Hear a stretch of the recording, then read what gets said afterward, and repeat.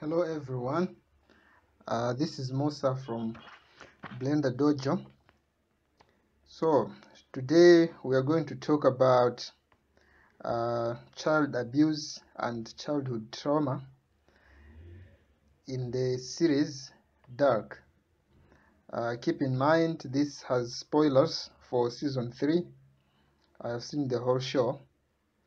I love this show, and I decided to discuss this aspect of the show because of all the time travel and science fiction. It seems to be glossed over, so I want to do my part and discuss this side.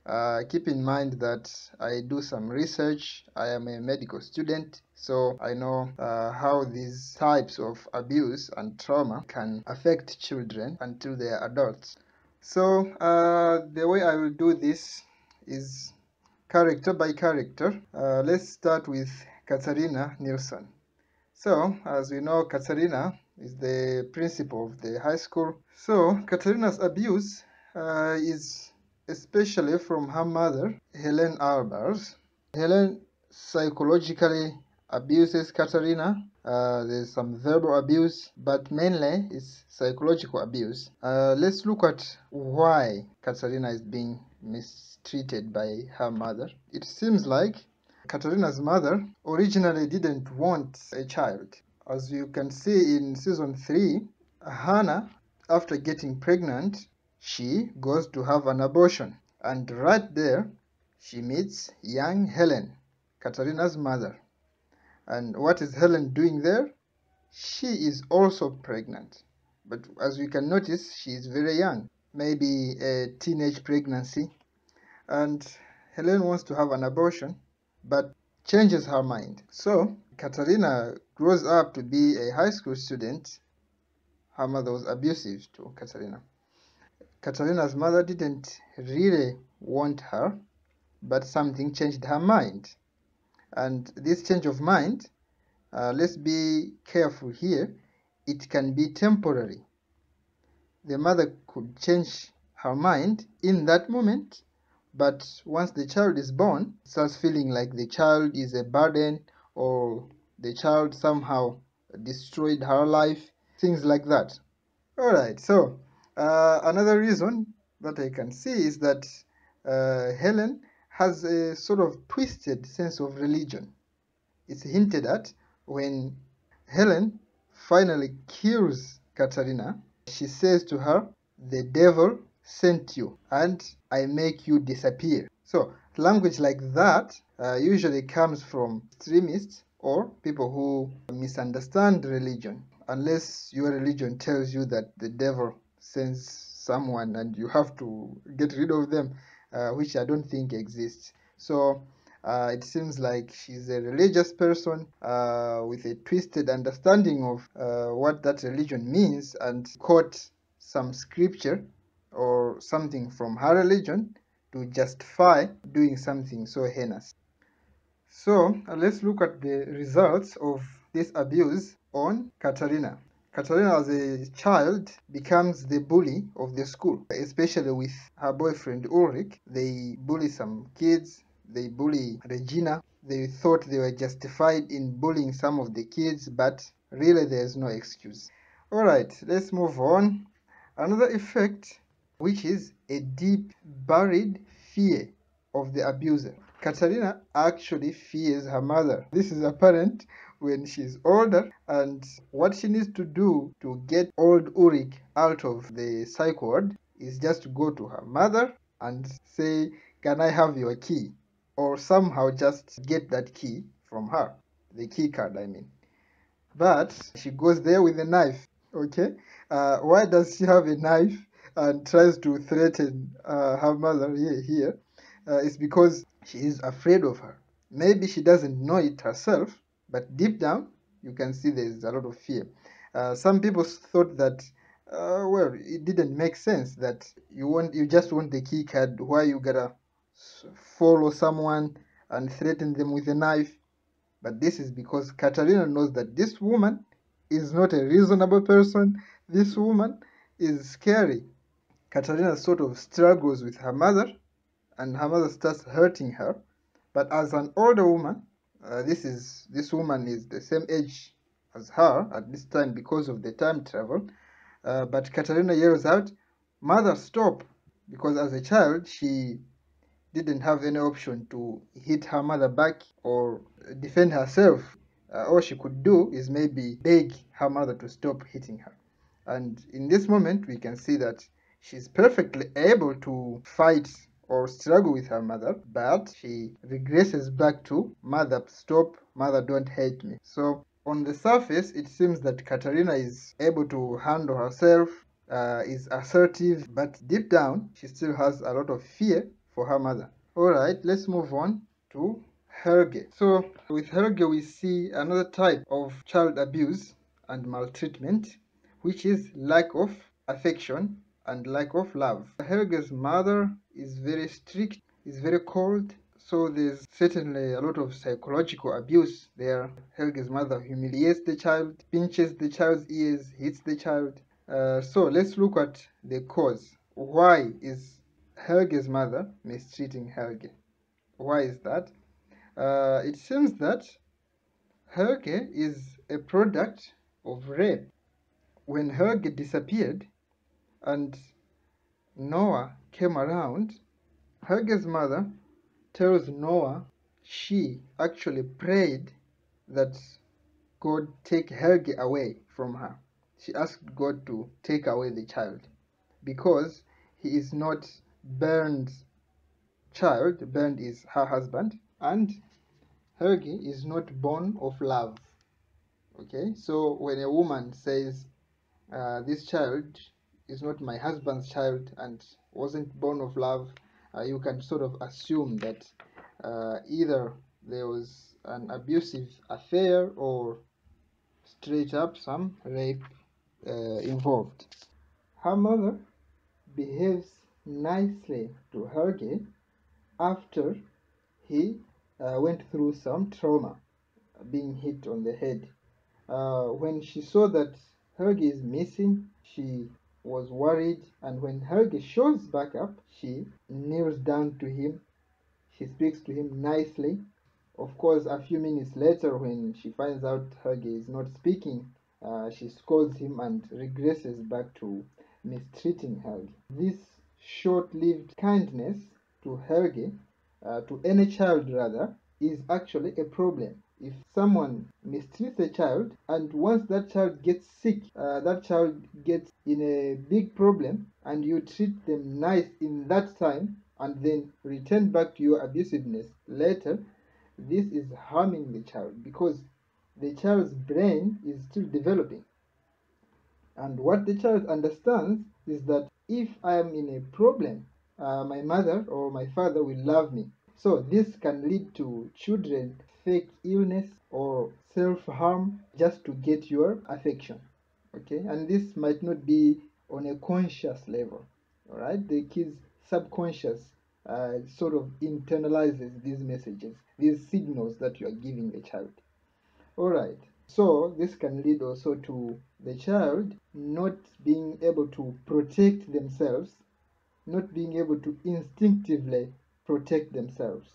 Because the child needs to recognize that danger is danger. I should run away. But children who are loved only when they are hit by problems, they tend to hesitate when there's danger coming. They freeze because their brains can't decide whether this problem is a good thing or a bad thing. Alright, I think we are clear on that. Let's move on. Helge's mother, we can see also, is a super religious woman who doesn't take full responsibility for Helge's existence. She thinks that it's God's responsibility that this child is here on earth. It's not because of me. And leaves some of that responsibility to God. That, okay, I will not do this for the child because it's God who wants him to be here, and I basically have no choice. Let's move on. So, what are the results of Helge's trauma and abuse? Well, before I forget, of course, Helge also went through the trauma of being hit on the head with a rock by Ulrich, and he was basically kidnapped and left for dead. What that kind of abuse can do to a child is the children become cowardly. They can easily be manipulated by others who will take advantage of this. A predator, if they notice that you are abusive to your child, this is the perfect opportunity for them, because they can come and fake some kindness to the child, and the child will just follow them wherever they go. It's easy to convince those children to sort of run away or to join something. So if you think your child will be loyal to you by being abusive, then you are doing the opposite. You are sending them away, potentially into the hands of an abusive man or a woman. Alright? And this happens, of course, with Noah, basically just recruiting Helge and using him as a henchman. Helge doesn't seem to fully buy into the whole idea, but he is easily controlled. Helge will follow everything Noah says because he thinks that Noah is the one who rescued him, treated him well as a child. Helge was just looking for someone to love him. So that led him on a wrong path.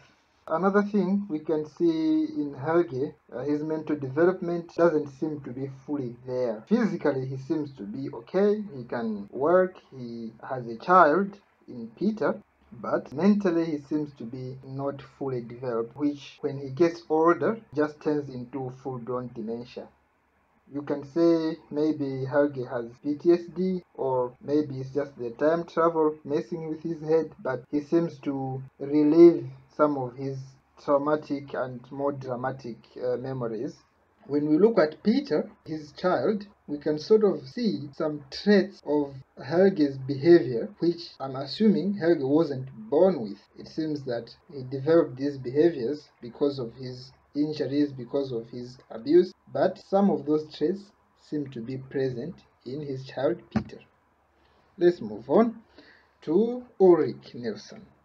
So, Ulrich faces another type of child abuse, which the show showcases by Egon's hatred towards Ulrich. So, this is being targeted by institutions. A lot of black people and minorities in the USA especially, and other countries too, they face this problem with the police, whereby they are just suspected of being criminals. Like the police just say, okay, that kid, I don't like that kid. He looks like he's about to do something bad. Most of the time, maybe it's not the case. To have a system that just looks at you as a potential criminal. Okay, this is child abuse, by the way, and it has a lot of unsurprising results. This can lead to early brushes with the law. You get arrested early in your life, maybe for things you didn't do or petty things, but once you are in the system, it can lead you to a path where you actually become a criminal. If you are not targeted like this, maybe you would have other things to do. Alright, so another thing that Ulrich faces in his early childhood is, of course, losing his brother Mads. Now, an interesting thing here, the show actually is telling us what abuse does in our society. Mads disappearing is because of Noah and Helge. Remember, Helge is doing this because he trusts Noah. He trusts Noah because of the incident, of course, where it was Ulrich himself who hits Helge on the head. So there's a cycle of abuse right there. Okay, Ulrich hits Helge on the head. Helge trusts and works with Noah to later kidnap Mads, Ulrich's brother. So there is a circle of violence right there. Let's go into why Ulrich is being mistreated. Now, with Ulrich, you can see that life sucks, man. There's no reason that makes sense in some things that can happen in a child's life. This is, for example, his brother going missing. He doesn't know who kidnapped him, but stuff like this happen in a child's life. So If a traumatic event happens in a child life, remember this can damage the child. So you need to help children process grief like this. It's sort of taboo to talk to children about things like this, or some parents may feel that the child is not old enough to discuss things like this. But remember, this is his brother. It is already a part of the child's life. So glossing over it or ignoring it, letting the child just sit with these thoughts is not healthy. You have to help the child unpack and process this traumatic event, or especially what I advise is that you go see a qualified psychiatrist, a psychologist, and help them process what happened. All right? All right.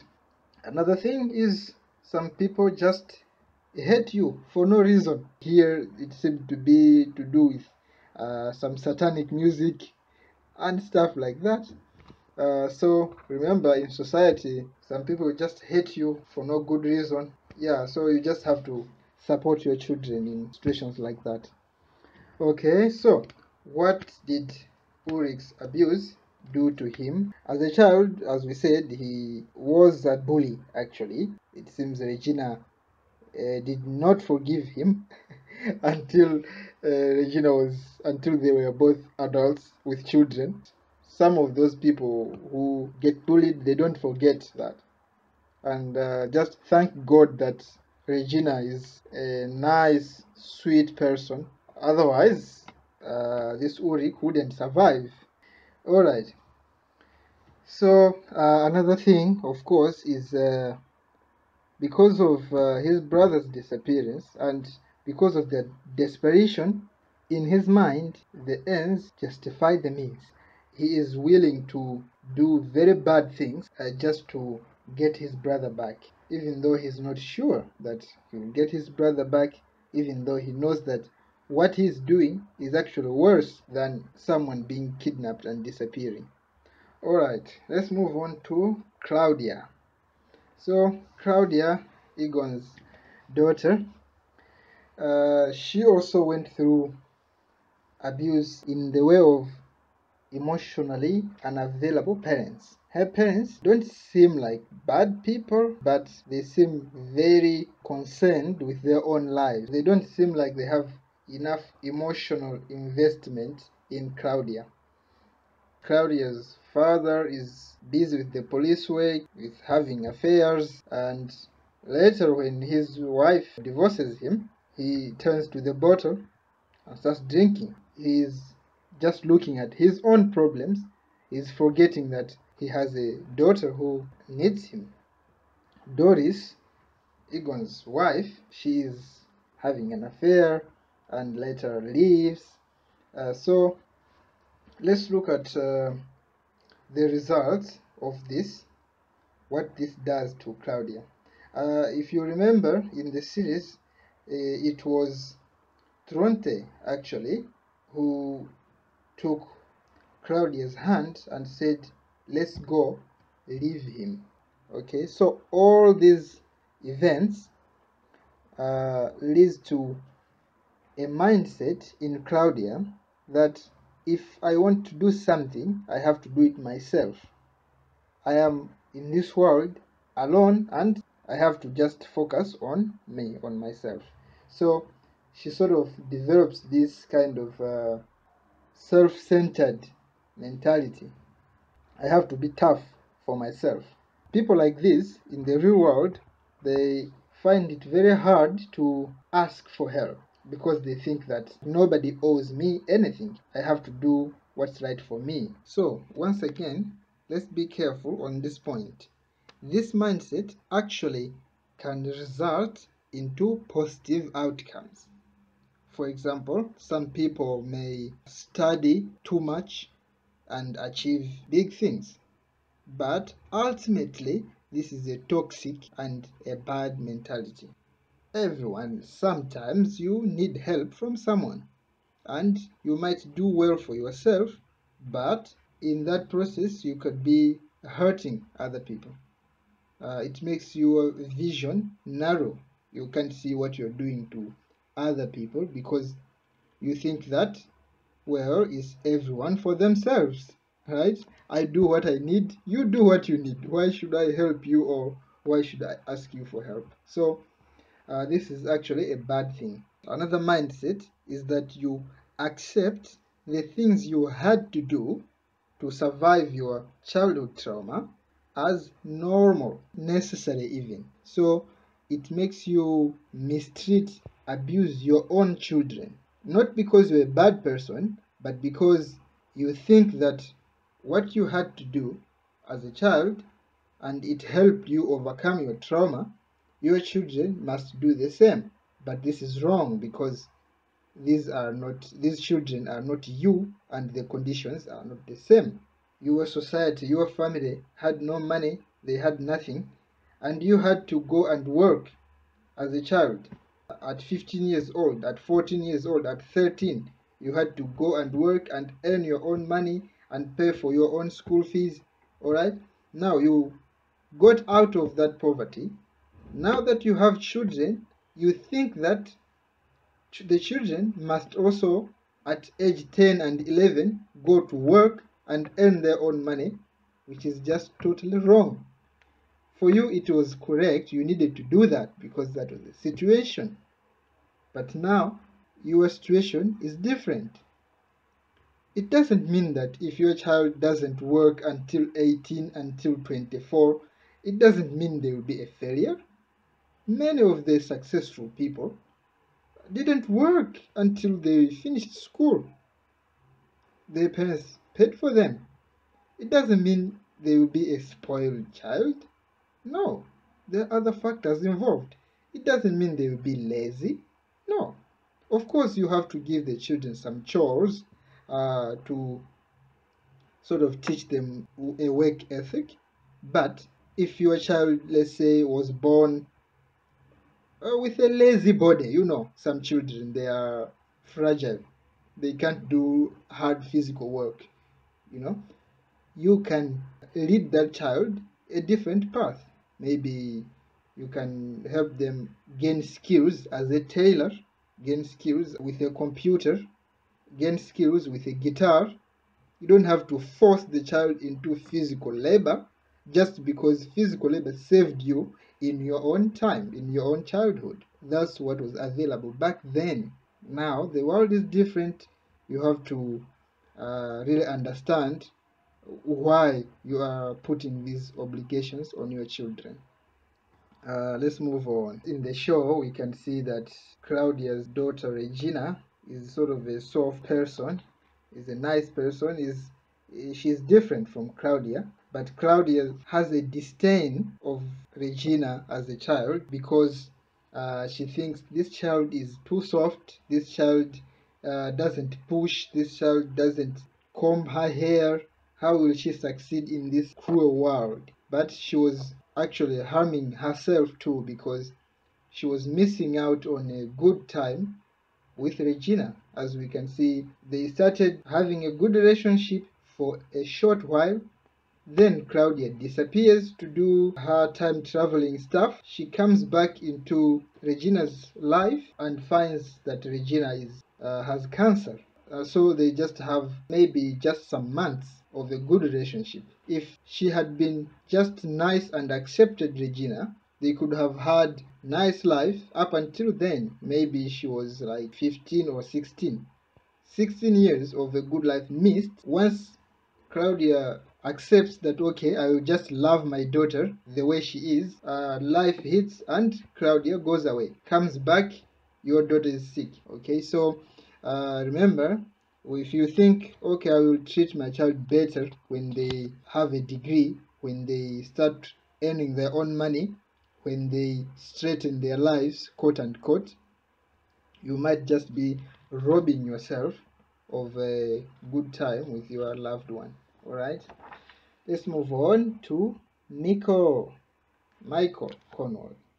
All right, who is Michael Nelson also in the show. So Michael went through being kidnapped. Because of the show, this sounds strange maybe if you didn't watch it, but he is kidnapped by his own son. Okay, and he was abandoned. He grew up a depressed person who seems to have some issues. Also, if you notice the casting, Michael as an adult, Jonas's father, seems thinner and a bit sickly, especially comparing to his siblings who are Martha and Magnus. And why was he facing all this trauma? Well, it's because of destiny and being used by others for their own gain, especially his own son. His own son was kidnapping him and abandoning him just to serve a certain cause. Alright, let's move on. It seems like he had depression. Uh, he definitely had some issues because he was drawing what he saw as a child. So his subconscious wasn't that healthy. Alright, and then eventually he commits suicide. So, another interesting thing with Maker is that he believes that what traumatized him as a child is greater than him. It seems like he obeys his tormentors. Remember, the person who made him disappear, the person who kidnapped him as a child, who caused all this, is his child Jonas. And in the future, when he sees Jonas again, Jonas asks him, "Who kidnapped you?" And he says, "It was you who kidnapped me, actually." And he receives another command that he should kill himself. He gets that idea again from Jonas. Jonas and Adam, who is just older Jonas, again manipulate Michael into taking his own life. Think about that. And it was easy. Michael basically surrendered his own life, accepted that, okay, if I do this, then things will be okay. Why would he believe any of this? Believe his son, believe Adam, believe any of this stuff that caused him so much trauma? Well, it's interesting what trauma does to a human mind. When a trauma too big that your mind cannot comprehend it hits you with so much shock, your mind sort of submits to that abuser. This happens all the time. Someone abuses you, or there's a traumatic event, there's an earthquake, or there's a volcano. Opposite to what you'd think they will hate volcanoes, they will hate wildfires, they will hate this person, but sometimes the opposite happen, and they think this is just bigger than me. This is so big. I am nothing compared to these people who are time traveling. So if they say I should kill myself, I should kill myself because they know better than me. So that's an interesting concept there. So Noah, whose real name is Hano, faces a kind of abuse which is brainwashing.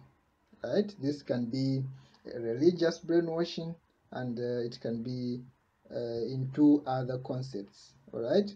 So let's be clear here. Teaching religion to your children is not brainwashing. This is you are teaching them the values that you think are right and you think are beneficial to them. But if you are intentionally lying to them, or if you are using them for some gain, now this is brainwashing. Or you are trying to make them accept things and not question things and limit their capability to think for themselves. Now that also goes into brainwashing, right? Everyone needs to be able to do an introspection, look into what they are believing. Okay, let me check it out. Let me read on it. All right. So, what was the result of brainwashing? The result is Noah kills his father, Batosh. Okay, this is not explicitly stated, but you can see in season 2, Noah was digging a tunnel with a strange man, and Noah ends up killing that man because he had lost faith. Okay, so you can see what brainwashing can do to a child. It can get to a point of killing their own father just because they think the father is not a believer enough. Okay, so let me put a final thought on the religious aspect of the issue. Let me first speak to Muslims because I am a Muslim. So, in some Muslim communities, there's a practice of hitting your child as a punishment or hitting your child as a method of teaching them to learn or memorize something. Okay, I'm not talking about normal discipline here. I'm talking about you giving your child a book and say, okay, memorize this. If you make a mistake, I hit you. If you make a mistake, I hit you. Something like that. So the issue of hitting a child in Islam is of course complex and we need to discuss it later, but it was clear to me that this should be a last resort if it ever happens, right? The Prophet himself never hit any child, as we know. So this sort of too much disciplining your children, let's say your child does something, or I will hit you because the Sharia, because the religion allows me to hit you. It gives me power to hit you or mistreat you.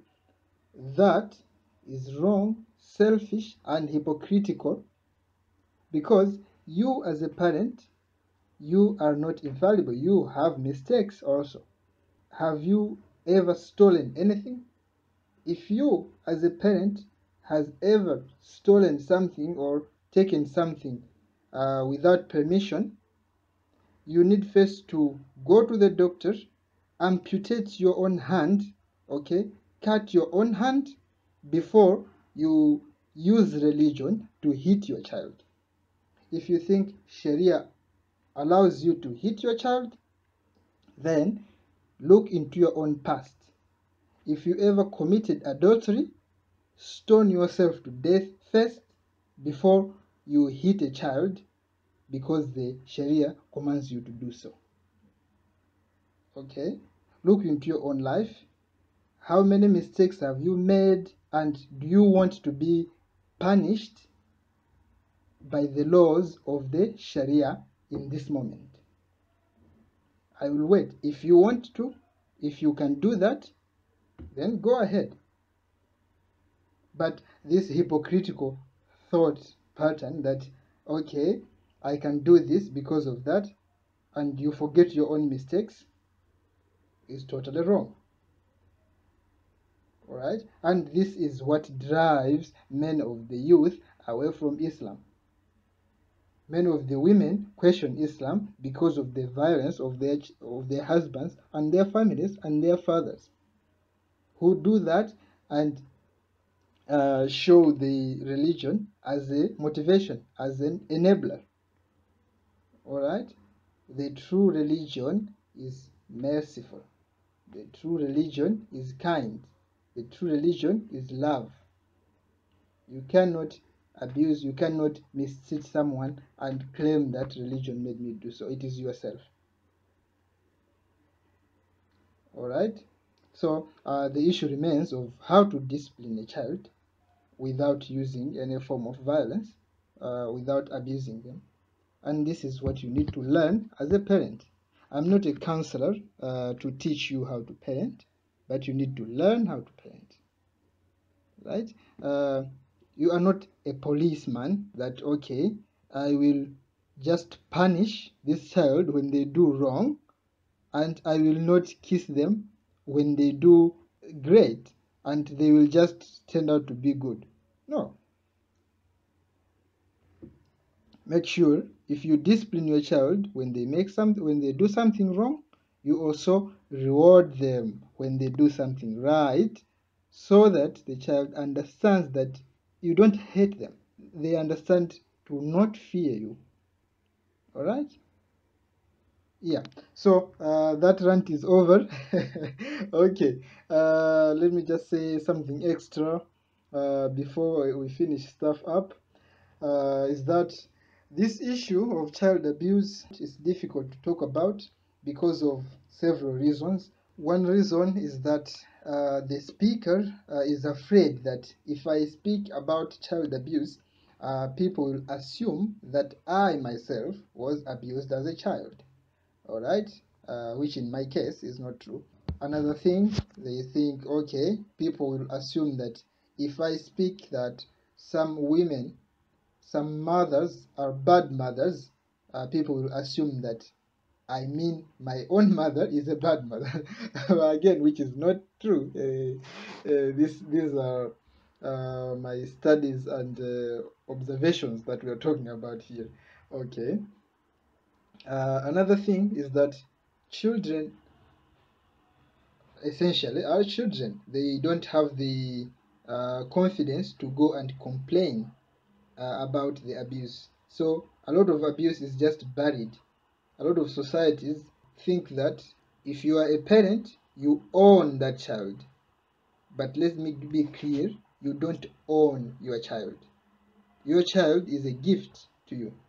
It's a it's a gift for you to take care of and keep until you return it back to where it came from.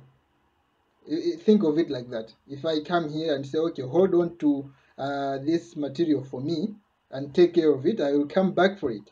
The way you treat that, if you are an honest person, should be how you treat your child. It's not like I can do whatever I want with my child. It's my child, I can do anything. No, it's not like that.